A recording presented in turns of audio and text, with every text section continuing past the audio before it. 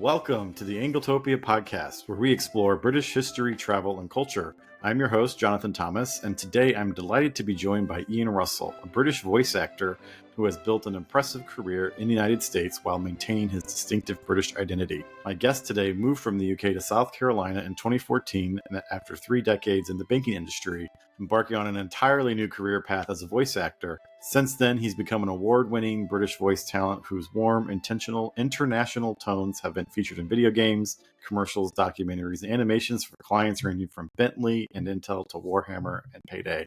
Ian's unique position as an authentic British voice in America has led to his remarkable success, including winning lots of awards. He has now works alongside his daughters in what has become something of a family voice acting business, bringing British voice authenticity to American audiences. Today, we'll explore Ian's journey from British banker to American voice actor, the cultural differences he's navigated between our two countries, and how his British accent has become his greatest professional asset.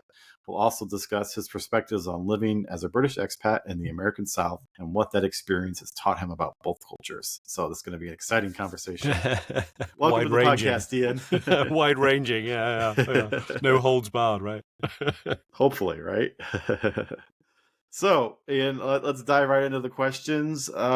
What's your background and how did you end up in South Carolina doing voiceover work? Yeah, it certainly wasn't in the plan.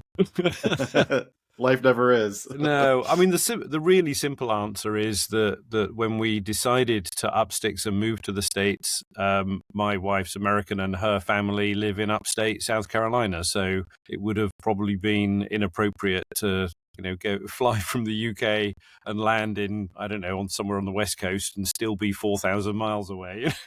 So upstate South Carolina was always likely where we would end up. I mean, how we ended up here, well, we remember the banking crisis of the mid-2000s, and I was working for one of the larger UK banks, and they were looking to shed people, and I volunteered as tribute, and they let me go. And then we said, well, what are we going to do next? And so let's sell up, let's move to the US. That gives us a bit of breathing space. The economy here, stuff is was a little bit cheaper. So we sold everything, got our money together, came over, bought a house and said, okay, what's next? So is your wife American now? Yeah. Okay. So well, she always was. Yeah. Okay. So that made the process a lot easier then. Yeah, I'm here on a spousal visa. So whilst the green card process is still very intense, it was sort of guaranteed, unless you do something really stupid. So then how has your family adapted to life in the US? Because I assume your children are, quote, British. So how did I mean, they both have dual nationality. They both have American and US passports, which is nice for them. Yeah. I mean, we've been here like over a decade. So my eldest daughter is now off and away. She's in her mid-20s. But when we moved, she was a mid-teenager. And I think it was hard for her. She hated me, I think. That's a common occurrence. I tore her away from her friends, from her school, from the life she knew. And but she's settled and she's got her little posse around her, and she's doing okay. She went to college, she graduated, and she lives in Columbia, South Carolina. So she's still there, and she works in the library system now. So she seems to be pretty settled. The youngest one, I don't think it was quite so shocking for her when we moved here, but as she's grown up, she's kind of hankered a little bit for wanting to live in the UK because she's kind of British and wants to live. So she's off now to college, and she's back in the UK at college. Oh, wow. In Leeds. So she's now reinventing herself as a British person. And then my American wife, I think she'd been away from the US for quite some years, and I think coming back things had changed, so it was a little odd for her too. Towns grow, and the people that she knew had moved away and all that. So a little bit difficult for her. For me, I've been almost a serial expat. So wherever I lay my hat. So I've been fine with it, I think. And I've been visiting for probably 20 years before we moved here. Did your daughters keep their British accents? Yeah. Oh, the eldest one's a little bit mixed up. but the youngest one has kept her British accent. That's a valuable asset, which we'll talk about later. Yeah, well, she's doing a bit of voiceover as well, so and she's off down to London on Friday for a video game session. Oh, nice. Yeah. So, speaking of voiceover, you were in banking and you took voluntary redundancy. How on earth did you end up doing voiceover acting? I mean, there's a part of the story that's a little hidden, in that I was a very enthusiastic amateur actor from I don't know, early 20s to, into my early 30s. Before I did my first expat thing and left. So I had, and I helped run a not-profit theatre company for the best part of a decade. Theatre was always part of my core, I think. And then when we came here and I needed something to do, I mean, we'll talk a little bit later about, I was given an opportunity to go to a workshop after a Christmas gift from my wife. And so when we moved here and I needed to do something, I decided I'll give this voiceover thing a go and see, so it leans into my actory bit. I had a 30-year business career, so it helped me run a small business, sales and marketing. So I guess a convolution, a perfect storm of a bit of an actor, a bit of a businessman, and necessity is the mother of invention, is it not? Well, as a fellow marketer, I applaud your marketing because I came across you through your marketing. You shared one of our articles on your LinkedIn, then I looked at your website, and I'm like, this guy, he knows how to do this online marketing thing. I was impressed. we might give some credit to my wife, who probably does more of it than I do, but she helps me out now. She's been working in the business for almost 5 years now, so she does a lot of that stuff. So she works for your voice business. She's an employee of the business. Nice. I think we view it more of a partnership. I think the employee-employer relationship would get somewhat strained otherwise.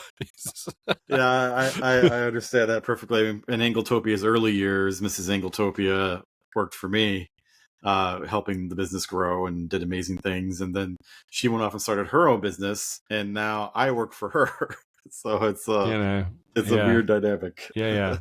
So that's, I guess that's how it was a perfect storm of situation meets their various skills, and it's kind of worked out. Well, on the topic of South Carolina, now you said you ended up there because you had family. So how do you compare South Carolina to where you lived in the UK? Is it similar climate? Is it culturally similar in any way? I haven't been to South Carolina, so I don't know anything about South Carolina. Oh gosh. Yeah, certainly. Yeah, the weather is very different. In the summer it gets very, very hot, and you can imagine as a voice actor working in here, a foam-lined box, almost not quite, but almost hermetically sealed, and then you have to turn the AC off when you're recording for a client. It gets very, very hot in here. So there's a story where about halfway through a session, I was so hot, dripping. We took a break, and I went and took a shower and changed. It was like a bath in here. So yeah, the weather, at least in part, we're in the south, the deep south, and all that brings with it, the church culture, the Bible Belt is very strong here, and that's very, I think, different than the UK.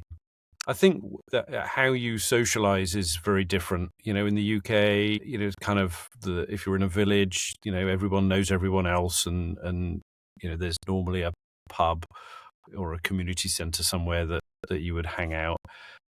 And I think in this part of the world, that centres more around the church than it does. I mean, not that it doesn't, but how there's probably more of that here. If that makes sense. Well, it's very similar here in Indiana as well, and we're as far from the south as you can get. So I guess those would be the things. Obviously, the food. Visiting a place is very different to living in a place, and I think when we came, one of the shocks, one of the big differences was, just the fast food culture, and it's more now than it was a decade ago. That was eye-opening, I guess. Just the variety. Well, it's not even a great variety, but the number of burger joints and the number of chicken joints, and they're all different. And and in the UK, it's KFC or McDonald's or Burger King, and that's about it. Domino's, right? So I think that was quite a thing. What are some other culture shocks that have surprised you since you've been here? I don't know if they're culture shocks, but there's a different way of doing business. I think in the UK, networking for business is quite a social endeavor. It will often happen in a social setting, and I think it feels like networking seems to be much more a serious business here. Much more mercenary. Well, that undercurrent of we're all there to try and see if there's a way of doing business with each other, and in the UK we're also apologetic about everything.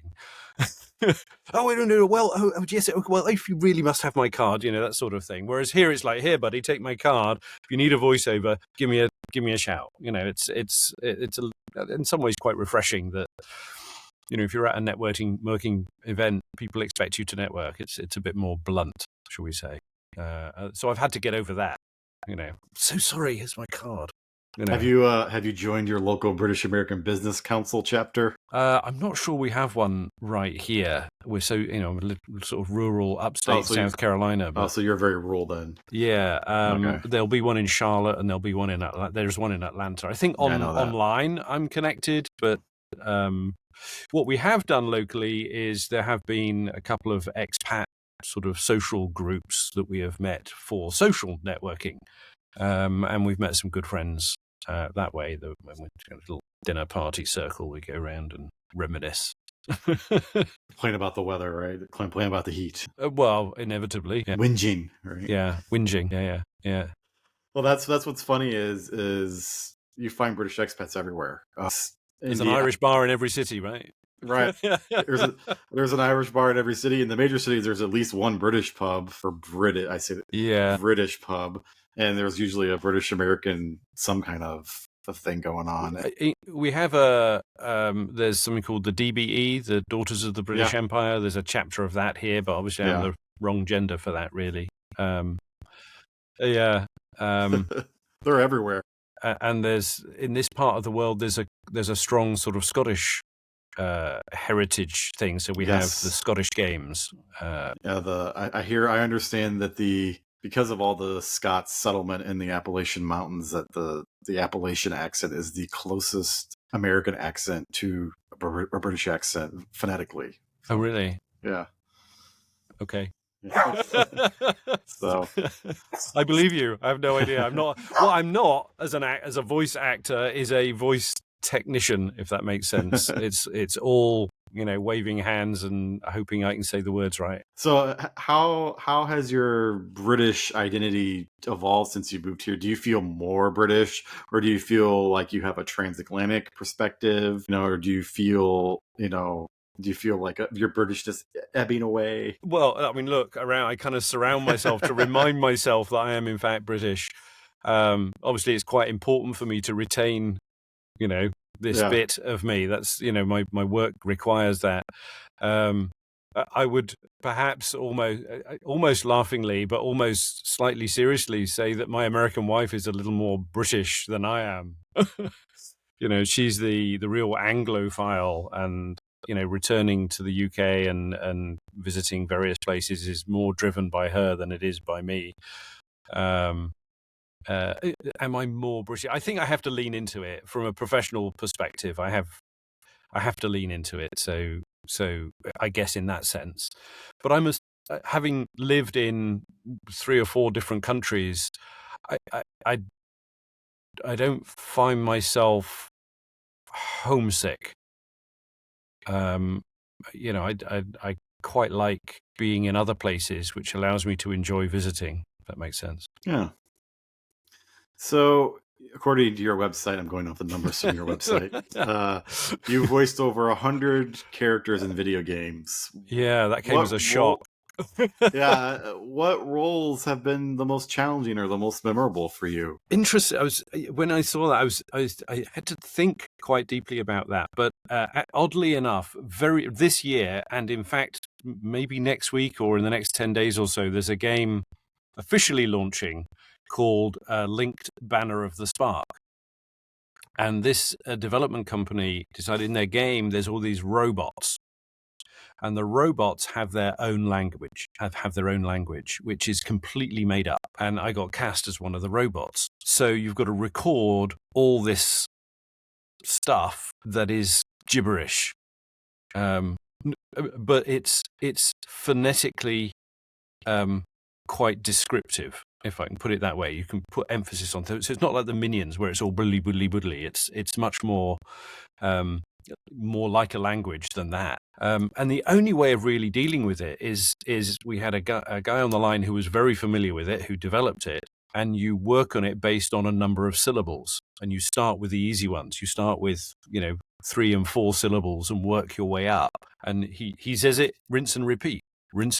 And it gets all the way up to like 15 syllables, like a whole sentence in this completely made up language. And as we got further along, I became increasingly anxious that it was going to become, my mind was not going to deal with it. But we got there. They made it fun.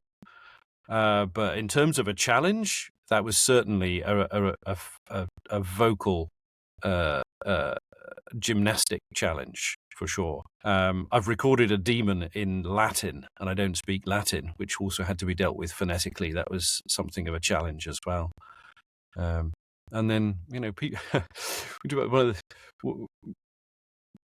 a lot of the when you get cast in something, there's maybe a bit of an assumption that British actors can do any accent, and so you get cast as a main role, and then they'll throw something else at you and say, "Hey, can you do this for us?" So quite recently, I can't tell you the name of the project; it's under NDA, but main character, and then there was a character in this one particular episode which this character had 3 lines, but he was Italian. So they said, "Hey, Ian, can you do this for us? What's your Italian accent like?" With no evidence. You've seen my website. No evidence anywhere that I might have any Italian heritage, have any understanding of that whatever.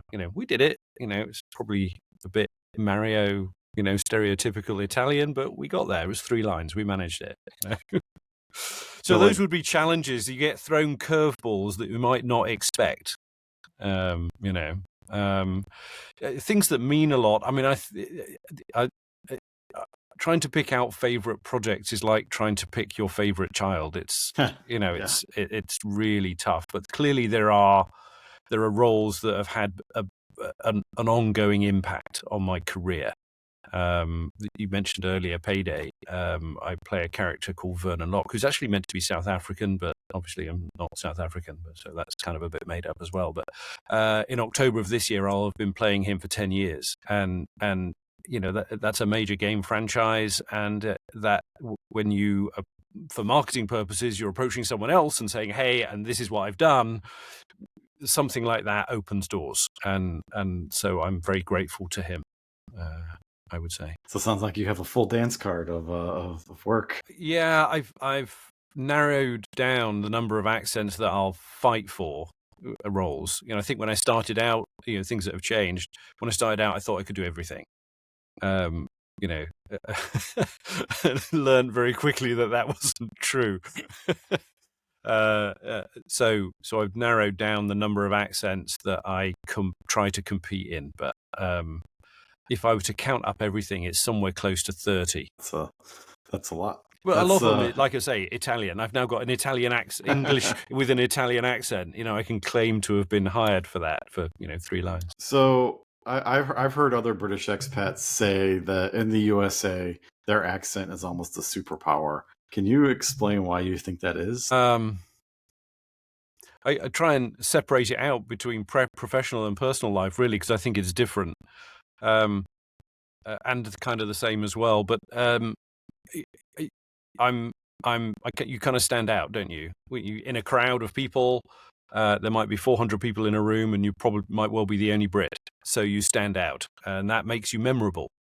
It makes people. I have people. Oh, last night I was at a networking thing, and a lady came over to me, and she said, "You're Ian. You're that British voiceover guy." And I'm like, "Yes." I don't recognize her at all. She met me 8 years ago at an international festival thing here in town, and then she'd moved away, and she's moved back, and she remembered me from 8 years ago. And I'm like, I'm so sorry, I don't have that power of recollection. But I think one of the reasons is because that, you have something different that makes you memorable, and I think that's one of the things that stands out. You've probably had other people say this to you, but at the checkout in Walmart or somewhere, you'll often get, "Oh, I love your accent. Where are you from?" England. "Oh, I'd love to visit one day." That's a pretty standard conversation. So I think that's perhaps it. You are memorable. Do you know the Queen? Well, we have had that. Well, I haven't, but my wife had. Remember, she's American. We were doing an England stand at an international festival. And there was a little girl who came up, and we were all dressed up in royal costumes, and she wanted to know if my wife was the Queen. Very sweet. You mean you all don't know each other? Yeah. Where are you from? Well, I was born in London. Oh, I know John Smith from London. Do you know him? Well, him and 60 million others. Yeah, that happens too. Yeah. That is a common refrain from British expats when I talk to them. Yeah, and I think there's maybe a sort of a historical thing here as well going on. Be a bit more philosophical about it, but modern American history only starts next year 250 years, and so much of what Americans desire from England and from the UK is that deep rooted heritage, and almost every American will claim to have English, Irish, or Scottish heritage, and I think that's a desire for the root. Where am I from? And so they see someone, or they meet someone from England, Scotland, or whatever, and they feel maybe a kinship. Even if it's Irish and I'm English, we ne'er the twain shall meet almost. It's like, oh, I've got Irish heritage. That makes us kind of the same. That sort of thing. Yeah, I think maybe. Yeah, we are a country in search of our roots constantly. Well, and we sent you all here in the first place anyway for stealing a loaf of bread. Yeah. We're not Australia now. Come on. No, I get that's something else I get. Are you from Australia? And I think they sense that I'm from somewhere else, but they're not quite sure where. And so they pick Australia because maybe it's a bit more exotic. I don't know, but I have had that. How do I know this is your real voice? You don't, mate. With me, you really don't. Anything could happen. So this question, you kind of already answered this question, but I'll ask it anyway. So has your British accent been an asset in the American voice acting industry? Do you basically get cast for certain types of roles because you have this accent? Well, obviously for anything with a British accent, I'm marketable. And we talk about marketing, so what makes me stand out. And almost my entire career, in all its different aspects, I have been something of a niche marketer. So when I worked in Europe, and I was seeking out expats who were my client base. When I went back to the UK, I ended up offering financial advice in one of the private banks. So I was dealing with a niche market within that subset. And here I'm a niche market. There are more than just me, Brits. My naivety when I arrived, I thought I'll be the only one, and of course I'm not. There's dozens and dozens, but most of us are friends now, so that's quite good. So a niche is easier to find, I think. So marketing myself as a British voice actor, it's easier. The casters in America probably get inundated with hundreds of people saying I'm a US voice actor, hire me, and they probably get one or two Brits. So that really helps, I think, in terms of the success of a stranger in a strange land. What's the British accent you're asked to do the most? Well, outside of this, which I normally, for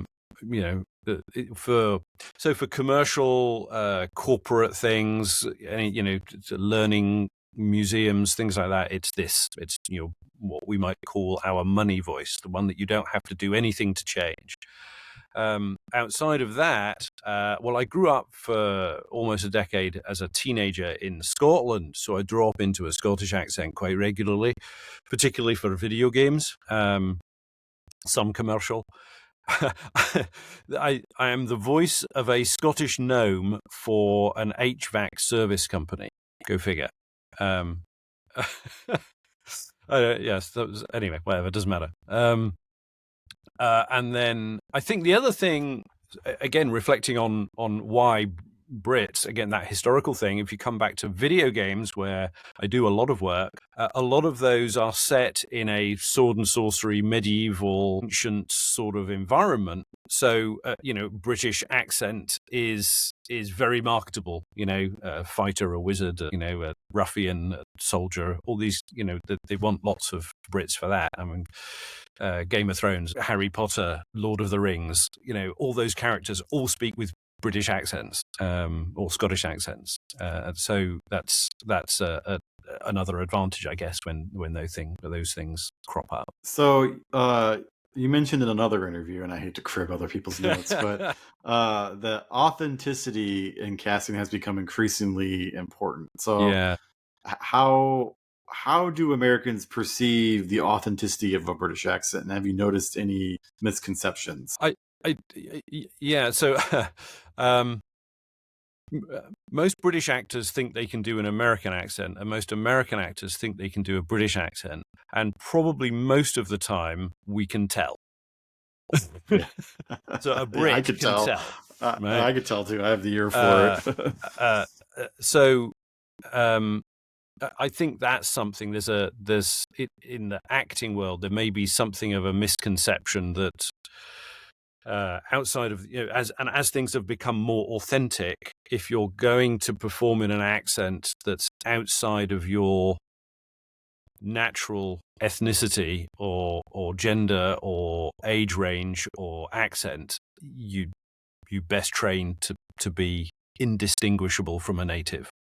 I think that's one of the maybe a misconception. Lump this on the American populace at large. London is more than just a Cockney accent. Yeah. I do see that a lot. Cockney accent, when really what they mean is a general sort of London accent. Yeah. So we hear that quite a lot. I don't know if this fits in here, but I don't. No, this is a sort of a culture. This was actually a cultural thing. Well, go on. Early doors when we were here, we went for lunch somewhere to it was a fast food restaurant, and being a Brit, I wanted a cup of tea, and good luck. Right, exactly. Bless them. They tried. They got some. We're in the South, so iced tea is everywhere. They got some iced tea and put it in the microwave. Oh my God! To heat it up.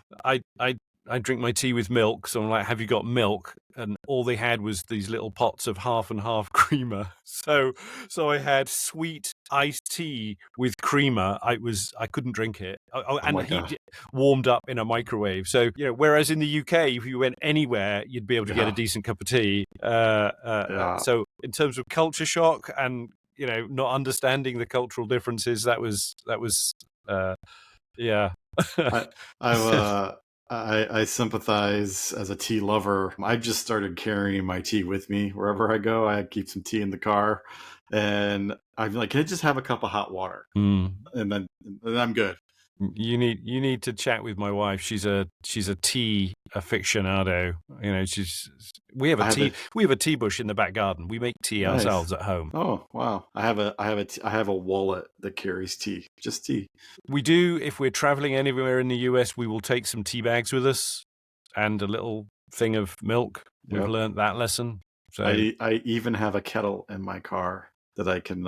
It's a wood-fired kettle. Wow. So if we're ever anywhere where there's not a source of hot water, I can make my own. You can buy like a little camping or Boy Scout camping kettle kind of thing. Yep. So that would be something else. Yeah, talking about the cultural and Yeah. so on. It would be something else. I just remember that. Yeah, I've noted before that the entire infrastructure of Britain is predicated on somebody being able to get a cup of tea anywhere at any time. And here in the U.S., you can get a soda anywhere, anytime. Cup of tea, you can't. You've got to in this plan part of the world, ahead. you can get iced tea or half and half, whatever you want. But a hot cup of tea, a couple of English breakfast tea, dash of milk, no sugar for me. Whenever I'm in a diner and I ask for tea and they hand me a thing of Lipton, I'm just no. Yeah, Lipton Yellow Label. It's the brushings off the factory floor, I'm afraid. But it is getting better. I mean, I what I will say is there are more places now that are warming up to the idea of tea.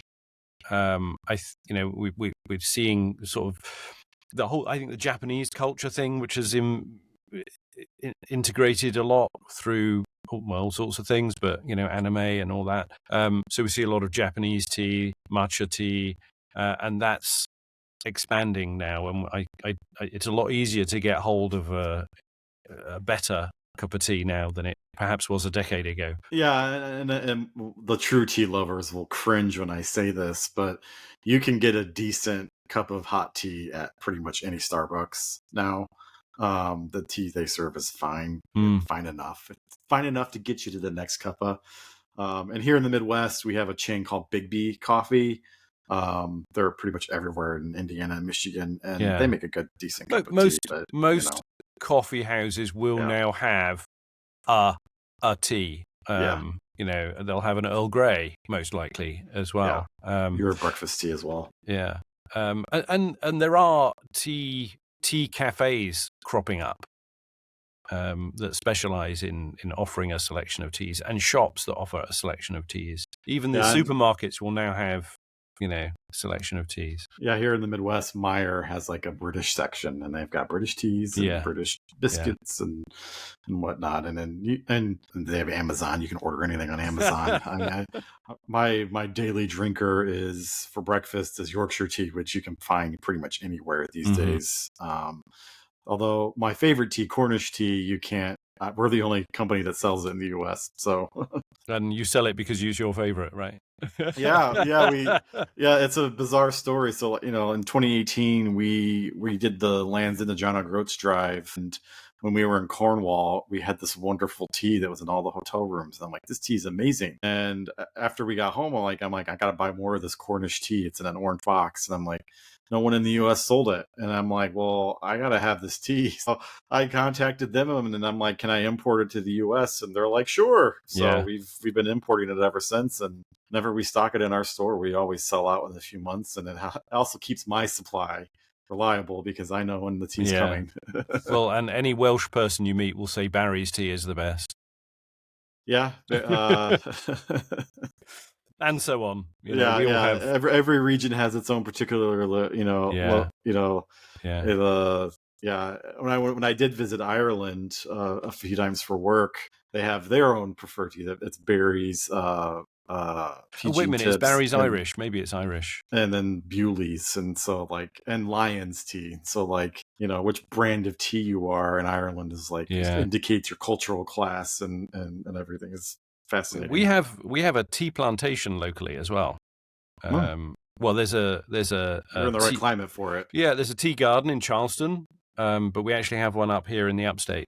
So tea's okay.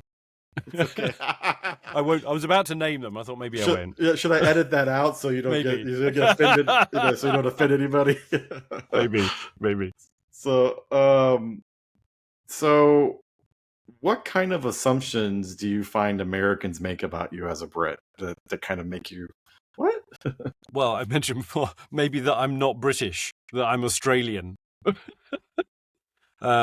It's hard to put yourself that I can do any accent. It's another one we've touched on. That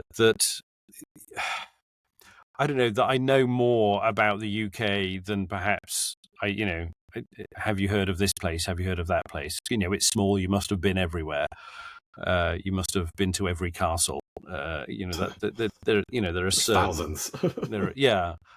So those kind of things. Nothing out of the ordinary, I don't think. From a I've strived very hard from a professional point of view to be the perfect British service. So if someone needs a British accented actor, I'll be in the list. I'll be in with a shout. And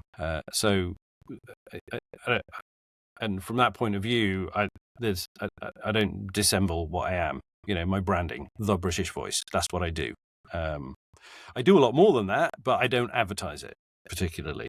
So I try and be very clear about what I do. And so from a professional point of view, I don't think there are any unusual assumptions, like I say, other than, can you be this Italian for us or something? So we touched on this with the tea, but are there any other British things or traditions you miss not being in the UK? For me, I'm not sure really. I mean, there is that whole history, art gallery, museum aspect, in the UK. You're never far away from a really top class, historical adventure. And here in the upstate, we have Revolutionary War and War of Independence, Civil War. There's a lot of that kind of history, but there's not much more beyond that. And we're not very close to a large city. It's a hack to get down to Atlanta. To the High Museum, we do go, but it's an effort. So I think I would say that's one thing that perhaps I would say that I miss culturally. A lot of the food we've learnt to make ourselves. I make a decent pork pie now. I know a guy in Chicago, and full disclosure, he's one of our newsletter sponsors, and he was an expat who moved here like 20 or so years ago, and he couldn't find proper sausages, and I'm so dismayed at the sausage scene in the US. He started making his own authentic English sausages and now sells them around the country, and there's a part of me wonders if there's a company in Buffalo, upstate New York. Do you know them? Mm-hmm. Yeah, I've just done some work for Parker's. Yeah, they're back, right? Because they had closed, and then they've come back now. Yes, and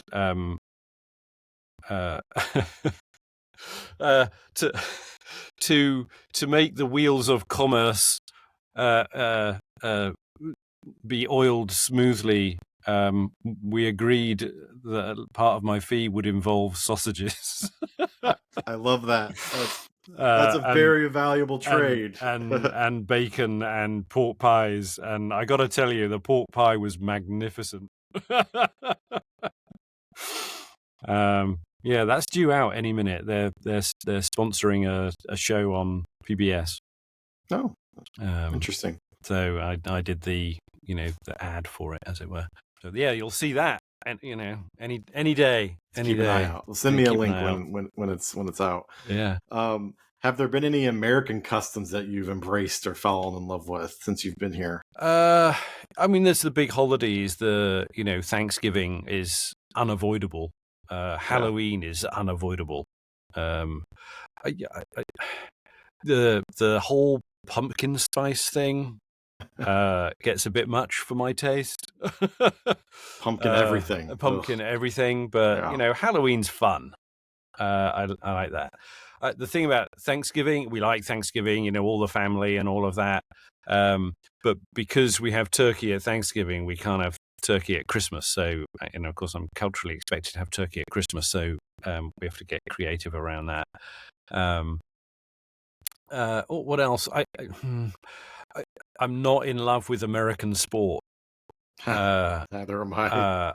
I played cricket as a younger man at a decent level. There's no one playing cricket in South Carolina. Well, there is. It's not me. I don't play cricket. I'm too old for it now. Maybe I could turn out, I suppose, but it eats time. It's got to be there all day and all that. So we're talking about things that I miss. I miss being able to wander down to the village green and either play or watch cricket. So soccer's better here now. The Premier League seems to have got a toehold, and the MLS is a bit more stable now. So that it's an assumption that I will support a soccer team, and that if I do, that I will know everything about that soccer team. I'm a Liverpool supporter, so quietly. But so we're celebrating this year. But I stood on the Kop back in the early '80s, so I've been a Liverpool supporter for a long time. That's interesting. Okay, you're from London, but you're a Liverpool supporter. How does that work? Well, when I moved, when I finished college, my first job out of college was in the northwest near Liverpool. The people that I met, that I became friends with, one of them was a dyed-in-the-wool Liverpool supporter, and he took me to Anfield, and we stood at the Kop end, and and all the stuff that goes on with that. I watched, for the people that are old enough, Kenny Dalglish, Hansen, Jan Molby, that famous Danish scouser. I was there at a game against Manchester United, and the hate was you could cut the air with a knife with it. It was that thick. Unforgettable experiences, and so it's hard to just say, oh well, I don't support a football team anymore. But then that begs the question: can you do a Scouser accent? I'm more like Ringo Starr than I am John Lennon. It's a bit of a docker kind of a Scouse accent, but yeah, I can. Impressive. I was hired by a British bank to be, his name was Billy, to be as broad of a Scouser as I could manage, to help train telephone operators in their customer service department, because obviously, it's difficult to understand sometimes. Yeah, that was one of my, I don't know, that was pre-COVID, I think. That's a while ago. So from your perspective, now that you've lived so long in the US and lived most of your life in the UK, what are some big differences between American and British humor that you found? I think a lot of Americans don't understand it when I say something very sarcastic and funny. Yeah. Some do, and I think British comedy definitely has, that self-depreciating,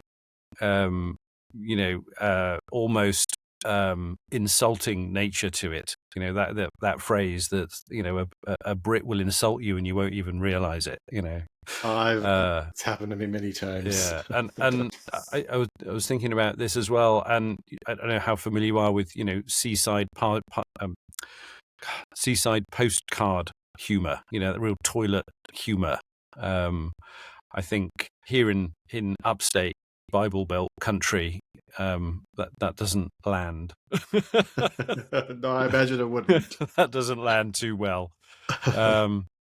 But as I discovered maybe only 2 or 3 days ago from Jimmy Carr, who I listen to once in a while. Yeah, I love him. He said stand-up comedy as a business, as a profession, was basically invented by the Americans. So he's very grateful to the Americans for that. He's always on tour here. Yeah. Well, it just goes to show. Well, in that case, that shows you, if you're looking to sell tickets for something, the people that like your humor will turn up, and the people that don't like your humor won't buy a ticket. So I think it's, in a country of 350 million people, it might be too strong to say all people do this or all people do that. But where I live, I think I have to be sensitive to my natural inclination to be sarcastic for humorous purposes, because sometimes people will just take that literally and be offended. So I have to be careful about that. And, I'm well known for dragging the humor into the gutter, and I can only really do that around my British friends. So are there any British phrases or expressions that you've had to adapt to or explain since you've moved there? Like where someone was like, what did you just say? Well, so So there was one that we heard on a TV show recently. I was trying to remember which one. I can't remember what it was. I knew what it meant, and my wife didn't. I'm going upstairs to Bedfordshire, which means, of course, means I'm going to bed. Yeah. And having grown up in Scotland, I'm often heard say, "Well, money a mickle, max a muckle," which translates is lots of little things make a big thing. That's a new one for me, so thanks for that. You count the pennies and the pounds will look after themselves. It's it's that kind of I think everyone, or the dollars will look after themselves. I think most cultures have something like that, but in the northeast of Scotland, where I grew up, money a mickle, max a muckle. And I say it with a British accent now, and sometimes well, money a mickle, max a muckle. What? Where I grew up in Scotland, when I first went there in the mid-70s, I lived in a rural agricultural village outside of Aberdeen, and there's a version of a Scottish accent called the Doric, or Tuchta sometimes, and it's like a foreign language. Felt like going for you, Dean. I'm away from my fly past. What the hell does that mean? Loosely translated, hello, young lady. How are you? I'm going away for a snack. So there's that as well. Those sort of things. I'll drop once in a while. I'll drop it in almost to be difficult. Well, do you find yourself code switching between British and American expressions or pronunciations depending on who you're talking to? Oh my gosh. Well, I don't know about expressions necessarily, but different pronunciations of specific words is a real challenge sometimes that we have to be sensitive to, particularly what I do. So an American client might hire me to use a tech company as an example because the words are relevant, and the word data process will be there. So as a Brit, I will say data process, but they'll want data process, but they'll want it with a British accent. and our languages are littered with those, such that sometimes neither the client nor myself have spotted it until we get to it. And I'll say it, and they'll go, "That's not how you say that word." I'm like, "Yeah, it is." And they went, "Oh, right. Well, can you say it this way?" And we'll have to go back and do it again because they need it their way. Schedule and schedule is another one. Crops up quite a lot. Yeah, I mean, because of all the British media exposed to and all the traveling I've done, my pronunciation is a mess. I'll say things in a British way in an American setting, and then in Britain I'll say things completely wrong, or I'll say the name of a place completely right and completely shock and amaze the locals there because they're like, "You said it right." I'm like, "Well, it happens, and then I'll say it completely wrong." And is that not also a bit unfair as well that they'd be so shocked and surprised that you made the effort to get it right, Leicestershire. I forget what it was, but I said something correctly a few weeks ago on the podcast, and someone actually commented saying, "Well done for saying it right." Yeah. It's all part of the service, right? Yeah. And so that's something you're talking about. Being sensitive to how things are different. I will look at a script and it is littered with those things. I'll try and highlight them somehow and check before we start, because then that saves everybody time. If I make the assumption that we're going to say it the British way and it's an American client, then we might end up having to spend more time re-recording that section of the work. So if I see something, I'll generally ask. So do you keep up with British media back home, and what are some of your favorite shows? I get my news from the BBC app. I read every morning on what's going on in the world. I probably should watch more than I do. As a sort of research sort of thing. We watch Bridgerton, but I think that's driven by my wife more than me. Again, social media allows me to catch snippets of, I'd mentioned Jimmy Carr earlier. I'll always, if he crosses my feed, I'll always stop and listen because it's funny. Every other video on my Funny. feed. And Graham Norton's another one. If I lived in the UK, I would religiously watch Graham Norton because he's so. I think a lot of it is that he has no fear when it seems to me when he's interviewing. He'll go places no other interviewer I think would go, but in a humorous way. So I enjoy that a lot. And then I don't know. You go back to your Baby Reindeer. I watched that was very good. I enjoyed watching that. I'm not a big police procedural person, so a lot of those shows that are and soap operas not my thing. So a lot of the TV that you see here, I'm not interested in. I'm sorry to say. Doctor Who. I like watching Doctor Who, and now it's on Disney Plus. I can watch it. Yeah. I don't know. I think that's a downgrade. It used to be on cable, and anybody could watch it, but now it's locked behind Disney Plus. When we first moved here, the only way of getting to Doctor Who was through BBC America. Yeah. And to get Doctor Who, you had to have like the silver plan or something, which was expensive. So we had to have it because my kids wanted to watch Doctor Who, so we bought it so the kids could watch it. It was the only thing we watched. And, then they grew up and got into other things and we were able to let that go. Yeah. Well, and BBC America is not BBC anymore, basically. It's, they show very little British TV. Peacock shows, I think, has the, BritBox, there's streaming has become so everywhere, that everyone has a streaming channel. And, it's no wonder that these subscriber-based channels, cable and so on, are a dying art. But PBS, we like watching Masterpiece on PBS. There's always something knocking around on that is entertaining. Yeah, and that's actually, for a lot of Americans, that's where they get exposed to British stuff for the first time, is on PBS, because everybody gets PBS. Yeah, and that's probably why they think we all live in the 17th and 18th century. And speak with received pronunciation. We all live in castles and, have lords and ladies as our best friends and butlers. So for my last question, then, when's the last time you were home, or do you have any future plans to go back? Yeah, my mom is in her 90s, and obviously got families, and my daughter is now at college in the UK. So we went last year to take her to college, and we'll be back in June, July of this year to move her from dorm to digs and spend some time in the UK.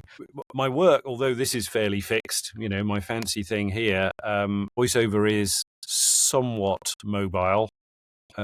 So as now that we're empty nesting slowly but surely, there are plans or thoughts or hopes, if you like, that maybe we'll spend longer amounts of time in both countries so that, we get more of both. I don't know what that looks like, how it happens quite yet, but those are conversations that are being had. But this year, in middle of June to about the middle of July, so for about 3 to 4 weeks, we'll be in the UK. Nice. I'm jealous. Although it's going to be hot, so I mean, what passes as hot in the UK? Yeah, we should specify. It's not hot by American standards, but with the complete lack of air conditioning, it's hot. Yeah. I mean, you're talking about cultural differences. Yeah. Nobody has air conditioning in the UK because we don't need it enough. It's not hot enough for long enough. 2 hot days and a thunderstorm is about all we get. It's amazing that a summer sport like cricket that lasts for days on end started in a country like England where it rains every other day. That's probably why it's 5 days long, because they've got to play in between the showers. Well, we'll leave it at that. Thank you for appearing on the Anglotopia podcast, Ian. It's been fascinating hearing about your journey from British banker to American voice actor and your perspectives on life between our two cultures. For our listeners, if you want to hear more about Ian's work or learn about his services, check out his website, ianrussellvoice.com, which we will link to in the show notes. And you can also follow Ian on social media, which we'll also put in the show notes, where he shares insights into the voice acting industry and snippets of his latest work. And if you're interested in an authentic British voice talent for a project, give give Ian a bell, as they Give me say a call. in England. Give me a shout. Ian's experience and award-winning performances will make him an excellent choice. So if you enjoyed the Thank you, Anglotopia Jonathan. podcast, please like us, subscribe, or join the Friends of Anglotopia Club to support great long-form writing about Britain and get early access to this podcast. Until next time, I'm Jonathan Thomas, and thank you for listening to the Anglotopia podcast. Thank you, Ian. Thank you. Yeah.